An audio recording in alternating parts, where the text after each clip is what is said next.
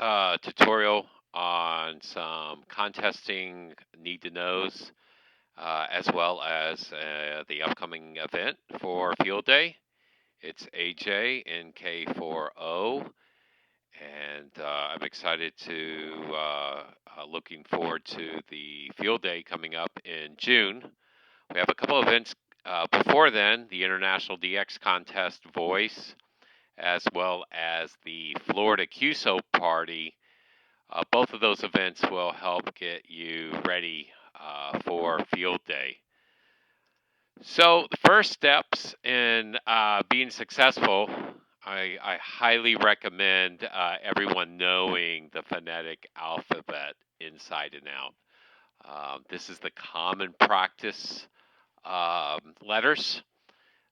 If you notice for F, it's Foxtrot. Many times that's shortcutted as Fox. And then if you look further down, November, for the letter N, it's a triple word, triple syllable. So many times you'll hear hams use Norway or Nancy as a substitute. But November, of course, is the proper one. You can use alternatives, especially in Field Day, dealing with North America. But when you're on DX contests, many times you'll kind of want to use these because it's internationally known.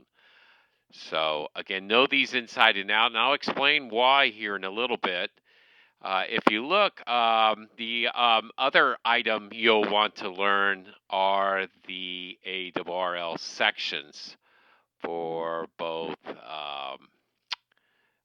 the U.S. and Canada. If you deep dive at the top there in the big green that says ONN, that is Ontario North, which covers a large area with very few people. If you look below in blue, and then for the lakes, and then in yellow you'll see ONS for Ontario South, and just to the right of it in red is Ontario East. So these are things to be familiar with as you approach contest time, so you kind of have a figure of the geography as well as the abbreviations. So if you flip over, this is the software you'll typically use. You have been using the N3FJP software. And if you look on the right-hand side, you'll see the abbreviations are already there for you. So if someone with a 3 call sign says they're in Maryland, you can look over to the 3 and see that Maryland is combined with the District of Columbia. So it's called Maryland DC, or MDC for short. So when you collect the call and their class, you'll want to already know that Maryland is MDC, because many times when you're working that station, they're going to say 2 Alpha Maryland. And then you're like, Maryland, MD, or it's right there for you. It's MDC. And as you operate more and more, you'll learn all the different sections. Texas has 3 sections. You got North Texas, South Texas, and West Texas. You'll see that under the number 5 call zone. And then when you get out to California, it's really broken up. East Bay, Los Angeles, etc. So it can get very, very confusing. But you have this on the right-hand side to see what's going on. Another cool new thing for the N3FJP software is if you go up and click the View button at the top, and you'll see on the 3rd line down it says Map. A map will then appear showing you all the areas worked. So I had already put in my call sign in there for South Florida, so you can see South Florida is lit up in blue. But this is a map, and as you continue to operate and work more sections, you'll see the map start filling in with all the colors, which is very cool. If you happen to have somebody look over your shoulder who may be a visitor pondering about ham radio, you can show them this map, which will detail all the different places you've worked in North America. So it's very cool. So there's two ways to operate. One is called search and pounce. Search and pounce is you sitting in front of the radio, scanning up and down the dial, and looking for stations calling CQ. So in this particular incident, W4SVI is calling CQ, and I just wrote it out very clearly. CQ field day, W4SVI. They're probably not going to say W4SVI. They're probably going to say Whiskey 4 Sugar Victor India. Regardless, when you've captured the call sign in the software, you will simply respond with the club call sign, which is November Foxtrot 4 Charlie Quebec. Abbreviated would be Norway Fox 4 Charlie Quebec. So either way is good, but that's all you need to answer the CQ with is the club call sign in phonetics. Very important. So in the next section there in white, you'll see that they're responding to us, Norway Foxtrot 4 Charlie Quebec, and they will send their information, which is to Echo South Florida. Now, if you can't remember the abbreviation for South Florida, you would go back to the software, you look under 4, you see Sugar Fox Lima there, South Florida, and you can quickly type that into the section. So you would respond now to their report with a simple 3 Alpha North Florida. That's all you have to say. Nothing else. No call sign, nothing. And wait. They'll typically respond with thanks, Whiskey 4 Sugar Victor India. This is as close to a perfect QSO that you can get. There are no extra words, no extra enjoy the contest or any of that. Sometimes those words are cool to use if it's running very slow and it's the dark hours of the early morning.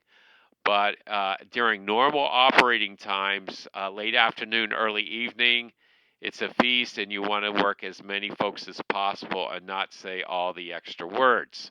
So this is called search and pounce. The better way to contest, to make more contacts, is to do what we call running. And by running means you find a clear frequency. You ask, is the frequency in use, and then you call CQ. This is great. You would start off finding that clear frequency and saying CQ field day, November Foxtrot 4 Charlie Quebec. Stop, pause, listen. So let's use the same station we had before in response to you. All you hear is Whiskey 4 Sugar Victor India, which you would quickly type into the log, and you would respond to that station phonetically as well, Whiskey 4 Sugar Victor India, 3 Alpha North Florida. You would then listen. The other station would respond back to you, 3 Alpha South Florida. You would say thanks. Then you would let up the mic and listen. If there's other folks there, they're going to immediately give their call sign. No reason to give your call sign. No reason to call CQ again. Just wait. This is normal. When you call CQ field day and you hear 3 or 4 stations calling you at once, you answer the first one. And as soon as you're done exchanging the call sign and report, you say thanks, you listen. That way you can grab the next one. And when folks know you're operating quickly like that, they're going to wait. And they'll start stacking up on you, and you'll end up making lots of QSOs this way. So this is just a quick tutorial. But again, the main thing here is that you learn or know these by heart. the individual phonetic alphabet, because you'll use it a lot. Learn the ARRL sections, like Prince Edward Island, which is way up on the top right-hand side of the map here, which is abbreviated PE, or Long Island, which is farther down, NLI. There are some peculiar ones, because Arkansas is AR, but Alaska's AK. And even more to put a spin on it, Hawaii is not HI, it's actually Pacific. So it's good that if you learn all the different sections for the upcoming contest. Finally, I do want to say is we will have in the radio preset recordings. So in this particular case, when you're running, the F1 key will be pre-recorded CQ Field Day, Norway Fox 4, Charlie, Quebec. Done. It's already pre-recorded. You won't have to say that over and over. Number two, when you hear their call sign, all you need to do is say Whiskey 4, Sugar, Victor, India in this instance, and just quickly press the F2 key, and the F2 key will already have 3 Alpha North Florida recorded in there. And finally, once they've given their 3 Alpha South Florida, you copied it correctly, you hit the F3 key, and that'll say thanks, pause, wait, and then if you hit the F4 key, it will give your call sign again, Norway Fox 4, Charlie, Quebec, which is very cool. Of course, when you get on the radio, you can quickly record in your own voice the settings. Otherwise, you can use the common one, which most folks will use. So anyway, that's a quick bit on the upcoming field day things to know, and the things are: one, the ARRL sections, the Canadian sections, and really get the phonetic alphabet put to rest. So thank you very much.